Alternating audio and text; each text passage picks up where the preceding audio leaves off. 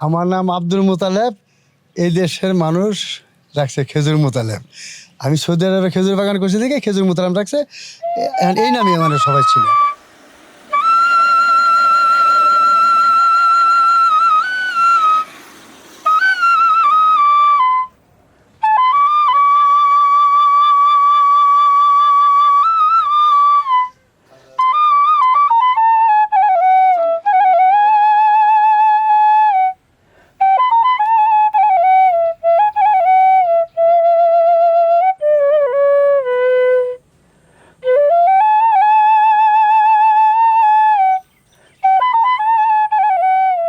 ময়মনসিংহের ভালুকা উপজেলার পাড়াগাঁও গ্রাম। এই পাড়াগাঁও গ্রামের আব্দুল মুতালেব তিনি 2001 সালে তার নিজ গ্রামেই এই খেজুরের বাগানটি তিনি করেন। 98 সালের দিকে তিনি সৌদি আরব প্রবাসে যান।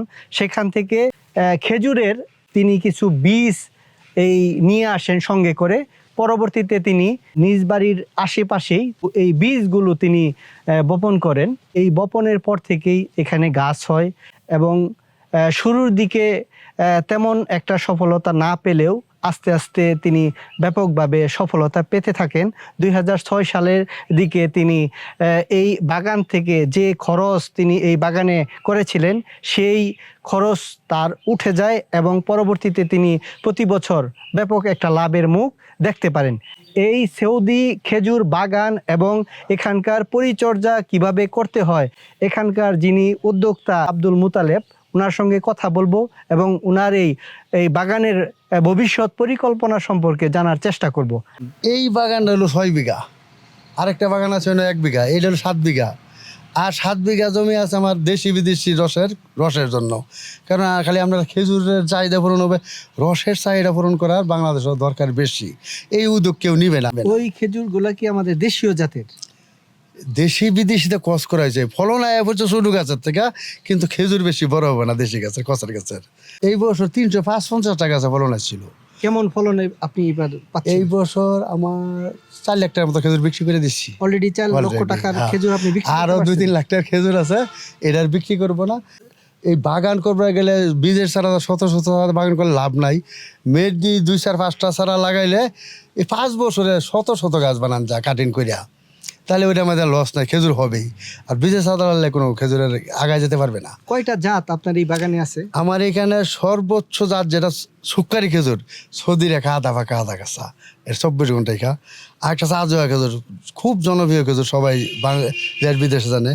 আরেকটা আছে লিপজেল খেজুর, এটা আরও বেশি আকর্ষণীয়, এটাকে খেজুর 2 বছর হয়ে গেছে গা। আরেকটা আছে আম্বার খেজুর, আরেকটা আছে মরিয়ম খেজুর। আমি কোনো নিয়ম খেজুরের জাত বাগান করছি না, কারণ যদি একটা খেজুর শুরু বাড়িতে নেমে পড়েছে যে এটা আমার ঠকাইছে, বাংলাদেশের মানুষের ঠকাবো, তার জন্য শুরু খেজুর বানাই না। তাহলে আপনার এখানে এই যে সকল জাত আছে তার মধ্যে সবচেয়ে মিষ্টতা হইলো লিপজেল খেজুর, এরপরে হলো আজোয়া। এই জাতটা আসলে কি এটা কি সৌদির জাত না? সৌদির জাত থাকলেও এটার আমার রিসার্চে গিয়ে এরা নতুন ভাবে এমন ভাবে আগায় পড়তে পারছি, অনেক সুস্বাদ হয়েছে। কলাম আসলে এই যে খেজুর গাছের কলামটা আসলে কিভাবে করতে হয় এই বিষয়টা আপনি কিভাবে ধারণা? দাদা আমি অশিক্ষিত থেকে আমার কেউ স্বীকৃতি দেয় নাই, আমার ভালোবাসছে না। বীজের ছাড়া বইলে দিই আপনারা নিবান, ফলনের গ্যারান্টি আমার কাছে নাই। আর মেদি ছাড়া নিবান, যে ধরনের টিয়াম আনবান, কন্ট্যাক্ট করবেন, চুক্তি করবেন, আমি সই দিলাম। খেজুর না ধরলে আপনার গাছ ওইখানে রাখবেন, খেজুরওলা গাছ উড়া লয়ে যাবো গা, গাছের পরে গাছ দিলে তো ওই মানুষ বুড়া হয়ে যাবো গা, ওইটা করা যাবে না। যে তাহলে বড় হবো গাছ, তাহলে বড় খেজুরওলা গাছ উড়াই লয়ে যাবো। কোনো পোকা আমাকে আক্রমণ করে না। এই আমি যে আমার বাগান দেন কত সুন্দর, কোনো রোগ জমানো নাই। রোগ জমানো আমার প্রত্যেকটা একটা ফুকাইয়ে রাত্রের বেলা গাছ উড়াইয়া গাছের মাছ কাটে, তাল গাছ খেজুর গাছ কাটে। এটার জন্য সকালবেলা ছেলেরা ফুক ঢুকলেই এটা মেরে ফেলাই দেয়। প্রত্যেকটা গাছের ডাক গায়ে 1 বছর আগে এটা সাফ করে কাটিয়ে সাইজ করে দিব, গাছটা সুন্দর দেখা যাইব। আবার 5-6 মাস পরে খেজুর হইব। এই যে আগস্ট মাস গেলে সেপ্টেম্বর, নভেম্বর, ডিসেম্বর, পরে হলো জানুয়ারি, ফেব্রুয়ারি মাসে মুকুল হইব। আপনার এই বাগানে কাজ করেন? 4 জন ছেলে কাজ করে রেগুলার, খালি বাগান ঘুরে গেলে দেখে 14 বিঘা বাগান। আর 14-15 জন লোক আছে, তারা সময় হলেই কাজ করে থেকে যায়। আপনার এই যে এখানে বাগানের আয় ব্যয়টা আসলে বছরে হিসাব করেন না প্রতি মাসে হিসাব করেন? এটার হিসাব আমার লগে কেউ নাই পার্টনার, বছরেও না মাসেও না। সবার বেতন ডেলি দেওয়ালাই। যে দিতে থাকে ওরই আমার আই কেমন এদিকে মেলা আপনি বছরে কেমন আয় এখানে করতে বছরে 50-60 লাখ টাকা গাছ বসলে আমার 30-40 লাখ টাকা থাকে পারেন? থাকে আপনার? এই এটা যে- দিয়ে আমি আবার কিছু জায়গা রাখি বা ছেলেবেলে থাকার জন্য একটা ঘর মোর করি এই নিচের তারা ঘরটা করছি এটা করতে পারছি আমরা ঘাস বাছি বীজ দেই ইয়ে করি নানান ধরনের কাড়া কুড়া কাড়ি সব কিছু কাজ করি কখন এখানে ফল কখন আসে? ফল আছে মাঘ মাসের মাঘ মাসেতে। হুম কেমন মিষ্টতা আছে ফলে? মিষ্টি আছে ভালো মিষ্টি আছে। হুম দেখলাম বিভিন্ন গাছে খেজুর ধরছে, 4-5 জাতের খেজুরও খাইলাম, খেজুর ভালো লাগছে। এবং মুতালেব সাহেব উনি খেজুরের বাগানের চাষ করে উনি লাভবান। খেজুর বাগানটা পুরাটাই ঘুরে দেখলাম, অনেক খেজুর গাছই খেজুর আসছে, আবার এখান থেকে চারাও বিক্রি করে। এখানে সারা বাংলাদেশ থেকে অনেক ধরনের লোকজন এখানে খেজুরের চারা নিতে আসে, এলাকার লোকজন খেজুর নিতে আসে এবং ইন্ডিয়াতেও এখানে লোক আসে। কি ধরনের মাটিতে এই বাগানটা আসলে ভালো হয়? আসলে মাটির কোনো সমস্যা নাই, সমস্যাটা হলো মেডি গাছ লাগবো আর খেজুরের জাত ভালো হলে খেজুর ভালো হবে, তখন এই ফলন শুরু হয়ে গেল। কিছু কিছু কাজ কাম আছে, আমার তাদের একটা গাছ নিছে না, অন্য থেকে কিনে লাগাইছে, পরামর্শ নিছে না, আমার কাছে 2 কেজি খেজুরও কিনে নিছে না। এখন আপনি বলেন হ্যাঁ করে আমি কী পরামর্শ দেম? এরা তো আমার উপরে হিংসা করছে যে আমরা কইরা লাভবান হয়ে যাম। তো আমারও তো একটা কষ্ট লাগার কথা, আমার হিংসা না লাগুক, কষ্ট লাগার তো কথা। 2 কেজি খেজুর যদি নিত তাহলে কইতো 2 কেজি টাকা পাইছি, বাবার এই গাছটা যত্ন দেখ, অনেক লেগে বেহার গাছে মরিয়া জায়গা, ফলনকে পাহায় তারা না আগে ভরিয়া জায়গা। তো এটা তো লোভ করে করলে হইব। আমার হয়তো ওরা কিছু কিছু লোক আছে আমার থেকে ঘাস নেওয়া সে জায়গা বেশি বেচবার লেগিয়া।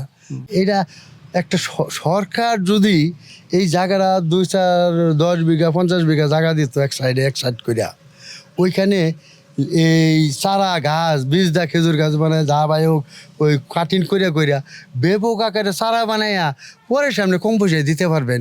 এখন আমার একবার এই আমার গাছই আছে মনে করেন 200-400 বেচালি আমার শেষ। এখন আমি কমাইতে যদি বেচালাম পরে তো আমার সংসারই চলতো না। এখন আমি এটা কী বা কমাই কোন 50,000 টাকা 16,000 17,000 আনছি, তো আমি আর পারতাছি না গেলে গা। ও তো গাছই সারা কাটি 50টা 25টা যেত 25টা মরিয়া জায়গা কাটিনে সারা কিন্তু এরম। আমার নাম আব্দুল মুতালেব, কেউ চেনে না। খেজুর মুতালেব করলে সবাই জানে, তো এই নামটা তো আমি রাখি নাই, এই দেশের মানুষ রাখছে। যার জন্য যদি আমি বাগানের বাইরে কোনো যাই আমার পকেটে খেজুর থাকে, যদি আমি কোনো যাই আমার নাম খেজুর মুতালেব, কইলাম খেজুর খেজুর 2টা দাঁত লাগে। যার জন্য আমি বাগান থেকে কেউ খালি হাতে ফেরোচ্ছে না।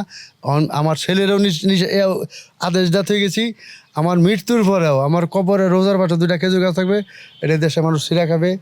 আর এই যারাই খেজুর গাছ হইব কাঁচা আর পাহা নাই সিরা হাতে দেবা, মানুষ খাইব, মানুষ একটা আত্মা শান্তি পাবো, এটা আমার শান্তি। দীর্ঘক্ষণ আব্দুল মুতালেব অর্থাৎ এই খেজুর মুতালেব ওনার সঙ্গে কথা বলেছি।